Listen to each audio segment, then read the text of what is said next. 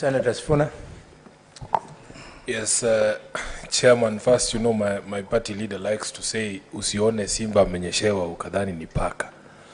It is very difficult for me to relate the person who has appeared before the Senate today and the person that I have seen in the videos there, and certainly very difficult to relate you, Governor, to the picture that was painted by Counsel for the County Assembly during his opening statement. I was convinced that you are ready to invade Isiolo and to, and to invade Tharaka Nithi and the neighboring counties. But so, Governor, you know, the beauty with us is that we are politicians. There are certain political nuances that we will get that probably will escape the legal minds.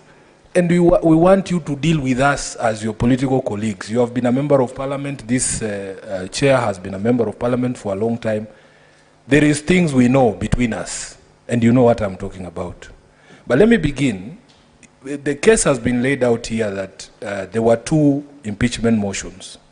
There was a first motion to which a court order was issued and it was stopped. In your testimony there, you have averred again that there was a court order that prevented you from attending the second impeachment. Governor, was there a court order for the second impeachment process? From the advice by my legal person, is that because the first order was given and the case hearing was to be January,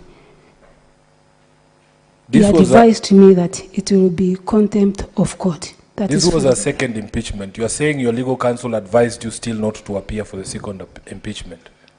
Yes. It is also possible, Governor, that since you had seen, you yourself have testified that you knew that these people had already taken a position. It is okay to say that you decided not to go to those proceedings because you knew these MCAs had made up their minds.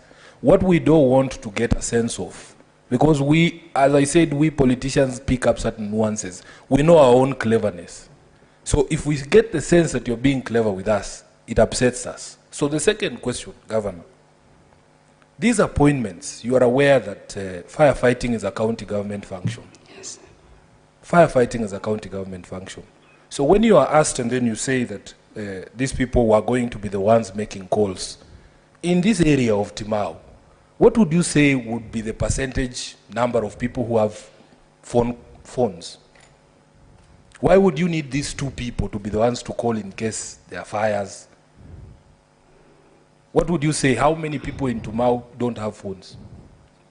That was a request, Honorable Senator, from the residents of Timau. That they wanted two people who could call the county government when there is a fire. The number of people was entirely to me to decide because I was the one to pay them.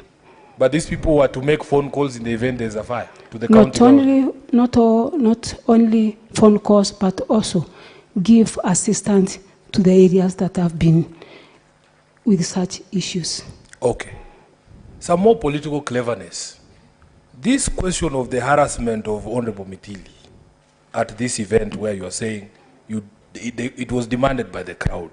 Governor, in all honesty, had you spoken to that crowd about any of the previous events, the events of a preceding day that involved this honorable MCA, that could have incited or driven this crowd to make this demand?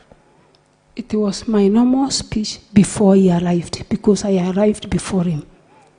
Good. Did it touch on any of the matters that had happened prior between you and the assembly? Of course, yes. I had to tell them that I was denied access, of which they knew, and they asked me, what is the way forward?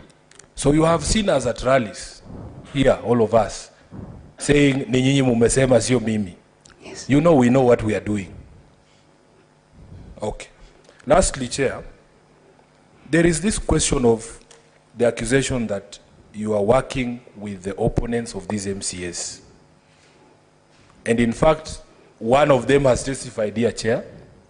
I think it was the county secretary, is it the chief of staff? And we have seen another one in the video. Do you not see that this could be a genesis for the bad blood between you and the MCAs? Doesn't matter if you call me, but if you also call Bishop Margaret Wanjiru, and you are the person who has become president, and you are giving her all this prominence, and don't you see as a politician that that could be the basis of sowing discord between me and you? Honorable Senator, the two people that I've been accused of working with have been my long-time friends. And because they have been my friends and they lost the election, am I supposed to abandon them in my meetings? So are you saying there are only those two? They have brought two of them. No, I'm not aware. the ones you're working with, Governor, are they only those two? So many of them. Of the ones who came number 2? No. Those who came number 2, only one.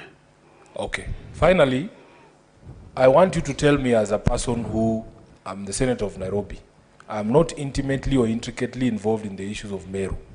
What is the one solution, because we have tried many, if applied by this Senate in the county of Meru, everything would work? Is it this ward fund? Is it your impeachment? Is it the dissolution of the assembly? In your view, as a leader elected in Meru, what is this one solution if applied by the Senate today? Meru would be up and running again. Thank you, Honorable Senator. The one solution that I think can solve all the problems is making the word FAD legal, or have a framework to work with. I thank you, Chair.